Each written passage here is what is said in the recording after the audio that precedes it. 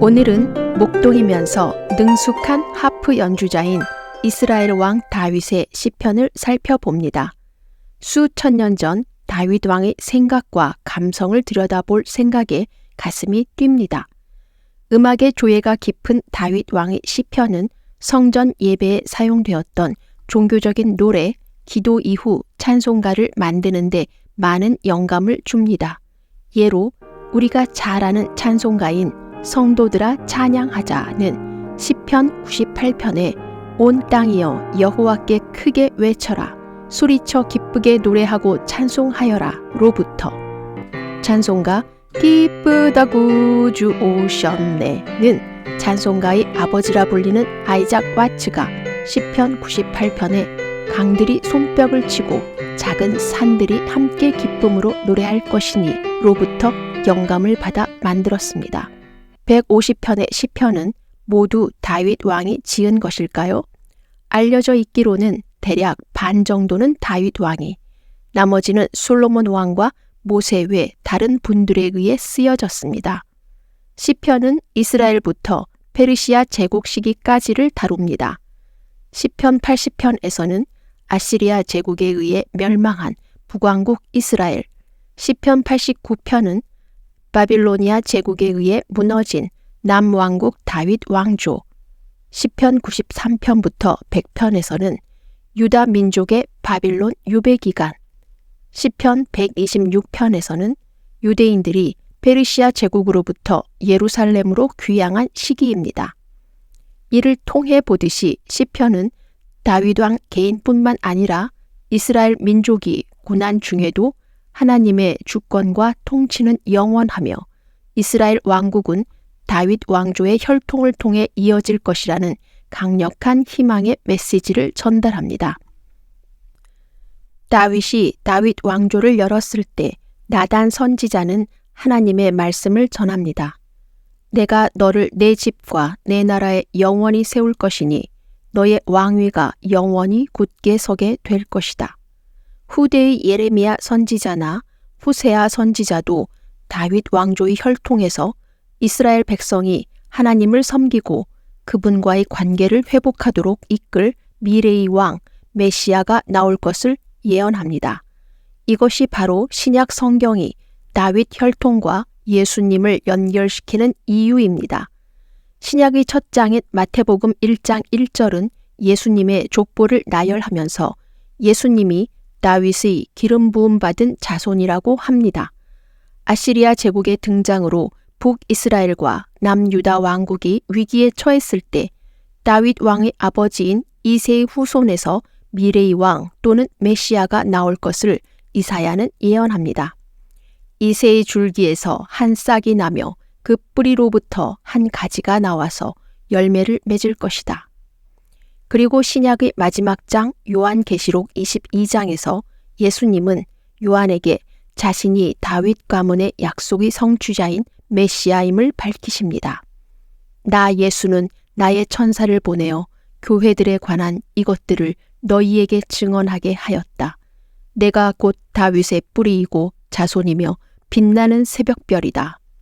미래에 오실 메시아 예수님과 관련된 중요한 시편 몇 편을 살펴보겠습니다. 베드로와 요한은 시편 2편 2절과 3절을 인용하여 말합니다. 주님의 종 우리 조상 다윗의 입을 통해 성령으로 말씀하시기를 어찌하여 민족들이 분노하며 백성들이 헛된 것들을 꾸미는가. 주님과 그분의 그리스도를 대항하여 세상의 왕들이 일어나고 통치자들이 함께 모였다. 헤롯과 본디오 빌라도와 이스라엘 백성이 예수님을 해치려고 모였던 일에 관한 것입니다.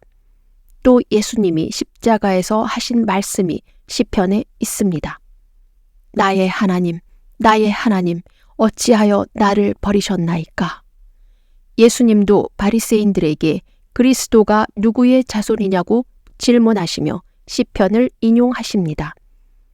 여호와께서 내 주께 말씀하시기를 내가 너의 원수들을 너의 발받침대로 삼을 때까지 내 오른쪽에 앉아 있어라 하셨습니다. 오순절날 사도 베드로는 시편을 인용하며 예수님의 부활을 강조합니다. 주의 거룩한 자가 썩음을 보지 아니하게 하실 것이다. 시편의 여러 부분에서 다윗 왕은 앞으로 오실 메시아 예수님에 관련하여 본듯이 말합니다. 다윗 왕은 예언가인가요?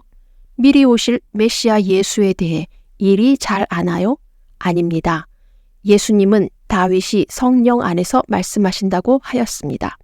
그런 다윗이었지만 간음을 범하고 심지어 상대편 배우자를 죽음으로 몰아갔습니다.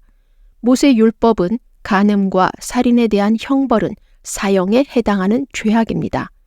나단 선지자는 다윗과 밧세바가 낳은 아이를 포함한 아들들의 죽음과 재앙에 관한 하나님의 심판을 선포하였습니다. 그러나 다윗 왕을 죽이지는 않으셨습니다. 시편 51편에서 다윗은 자신의 죄에 대해 회개의 기도를 합니다. 내가 내 죄를 시인하오니 내 죄가 항상 내 앞에 있습니다. 내가 주 곧 우리 주께만 죄를 짓고 주의 눈앞에서 이 악을 행하였사오니 나는 태어날 때부터 죄 가운데 있었고 어머니가 나를 잉태할 때부터 죄 가운데 있었습니다. 다윗은 자신의 주에 대한 죄의 고백에만 머물지 않고 하나님의 자비와 선하심에 호소합니다. 하나님이시여 주의 인자하심에 따라 내게 은혜를 베푸시며 주님의 크신 긍휼의 풍성하심에 따라 내 죄를 지우소서.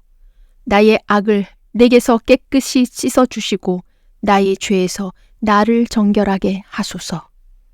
다윗은 확신합니다. 자신의 죄가 아무리 크다고 할지라도 하나님의 자비보다는 작다는 것을.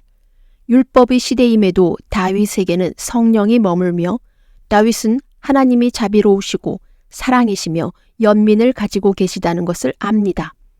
우리는 다윗의 회개의 기도를 묵상할 필요가 있습니다. 다윗의 죄는 간음과 살인으로 이보다 클 수가 없습니다. 그러나 그의 기도는 죄의 자백보다는 대부분 하나님의 연민과 자비에 호소합니다. 사도 바울이 젊은 제자이며 동료인 디모데에게 한 말씀입니다. 하나님께서 우리를 구원하시고 거룩한 부르심으로 부르신 것은 우리의 행위를 따라 하신 것이 아니라 오직 자신의 계획과 은혜에 따라 하신 것이다. 이 은혜는 세상이 시작되기 전에 그리스도 예수님 안에서 우리에게 주신 것이다. 우리가 구원을 받는 것은 우리의 행동이 아니라 하나님의 은혜인 것입니다. 우리의 회개의 기도는 어떤가요? 아무리 믿음이 좋은 사람도 욥 이상의 믿음을 가진 사람은 거의 없습니다. 누구나 내 외부의 환경과 유혹에 마음이 흔들리고 죄를 짓게 됩니다. 그러면 어떻게 할까요? 죄를 낱낱이 자백하고 자기 반성과 죄에 상응하는 자기 학대를 하나요? 또는 죄를 벗어나기 위해 신에게 물질적인 것을 드리나요? 현대 양자 물리학에서 불확정성 원리라는 놀라운 우주 법칙이 발견되었습니다. 하나를 관찰하면 주변은 흐릿해지고 집중하는 것이 더욱 또렷이 인식된다는 것입니다. 우리가 죄에 집중하면 계속 죄로부터 빠져나오기 힘듭니다. 죄에 몰입될수록 율법주의로 돌아가 우리는 희생양을 찾게 됩니다. 자신을 학대하거나 무력감에 빠지거나 물질적인 것을 신에게 바치거나. 그러나 이러한 행위는 자신의 죄를 자신이 책임진다는 자신의 위안이며 변명입니다. 하나님의 용서와는 별개의 교만입니다. 예수님을 배반한 유다는 자신의 죄를 깊이 뉘우치고 자살했지만 회개한 것은 아닙니다. 회개는 후회하는 감정이 아닙니다. 그것은 마음의 변화입니다. 우리의 영의 변화입니다. 회개의 결실은 하나님을 향한 마음을 바꾼 후에 행하는 일에서 나타날 것입니다. 그래서 다윗은 외칩니다. 오 하나님이여, 내 안에 깨끗한 마음을 창조하시고 내 속에 올바른 영을 새롭게 하소서. 진정한 회개는 하나님의 선하심을 드러내고 자신의 마음을 하나님의 계획에 맞추고 그분의 관점에서 살아가는 것입니다.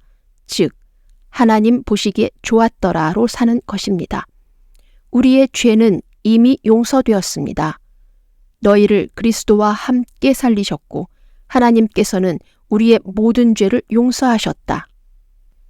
연말이 다가오는데 세상은 코로나, 러시아 우크라이나 전쟁에 이어 이제는 이스라엘과 하마스 전쟁으로 끝없는 재난과 환란이 일어나고 있습니다.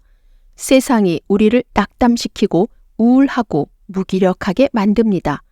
우리 중 일부는 미래에 어떤 일이 일어날지 걱정하고 두려워하며 괴로워하기도 합니다.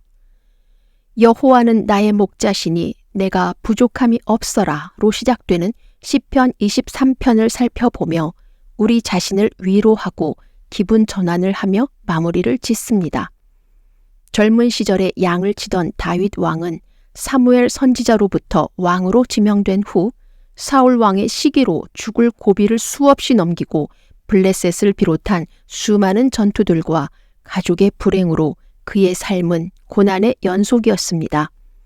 고인이 된 데이빗 폴리슨 교수님이 주님이 돌보시지 않는 세상을 작성한 것을 일부 각색하여 소개합니다.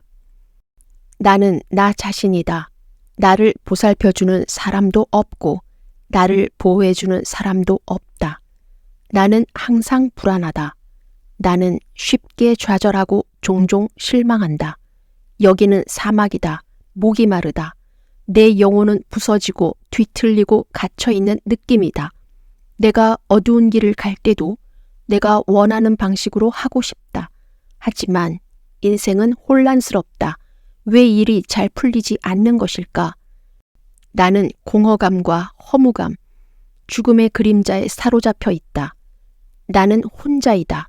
사람들은 자신의 목적을 위해 나를 이용한다. 실망은 평생을 따라다닌다. 타인은 지옥이다.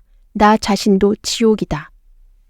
주님이 없는 세상, 예수님과 성령님의 돌보심이 없는 세상, 얼마나 끔찍한가요?